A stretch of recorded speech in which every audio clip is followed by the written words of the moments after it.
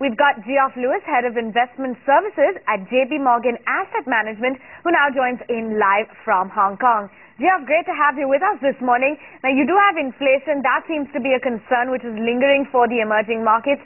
It's yet to slow down in the BRIC nations as yet. Would you buy into any of these ahead of that? Well, I think markets anticipate things, and central banks normally stop their monetary policy tightening just ahead of the peak of inflation, because if they carry on, then they tend to overshoot and do too much. So I think we are expecting now that inflation will start to come down later this year. It may be a little slow in some cases like India, and in China also, but it should be coming down quite nicely, particularly with the turnaround in commodity prices, softer oil prices. So I think emerging markets are looking one of the better options for investors for what remains of 2011. All right, and Geoff, according to a recent fund manager survey, India remains the least favored market in Asia Pac. How would you position India amidst the current volatility then? Well, I think we would agree that there's probably some more monetary tightening to come in India. The latest July WPI figures were down a little, but inflation is still well above the RBI's target. We have moved up from underweight to neutral India. We can see many interesting opportunities, stocks that have been oversold. But I think we're not going to see immediate monetary easing, so I think investors need to be patient. Okay, so investors do need to be patient, Geoff, but margin pressures are also clearly visible in the recent quarter for a lot of these companies. Do you see downgrades for earnings in emerging markets like China and India?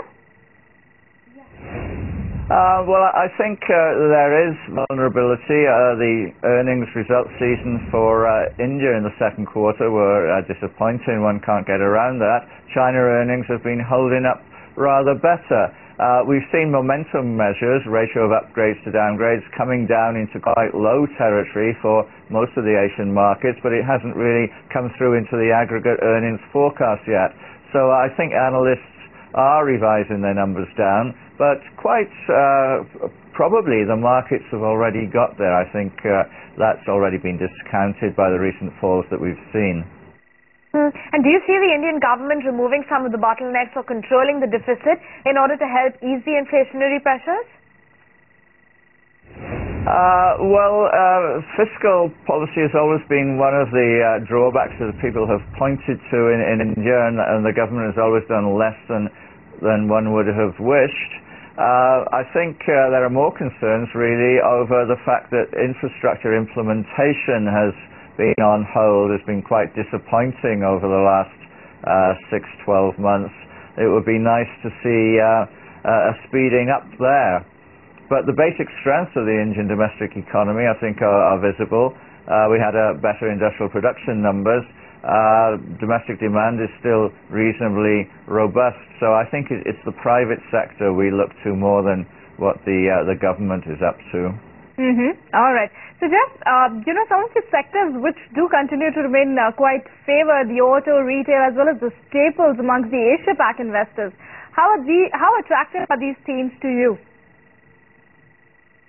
Well, I think the Asian consumer theme can only increase in terms of its relative attractions, given the renewed uncertainty we're seeing in the global macro environment, given that this is turning out to be a deeper, longer soft patch in the US economy, given that even Germany, which was the powerhouse of the European Union, has slowed and was stagnant in the second quarter.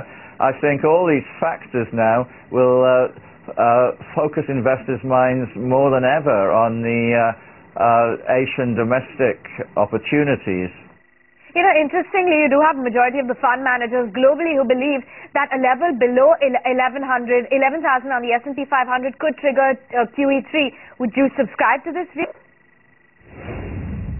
I don't think central banks ever have a particular level of a stock market index in mind which will be a major trigger for policy action. I think Ben Bernanke will be looking for signs that this is no longer a soft patch, but that there is the start of a downward spiral, and I think that would certainly bring in QE. We've got Jackson Hole coming up. A lot of people are expecting him to say something quite significant there.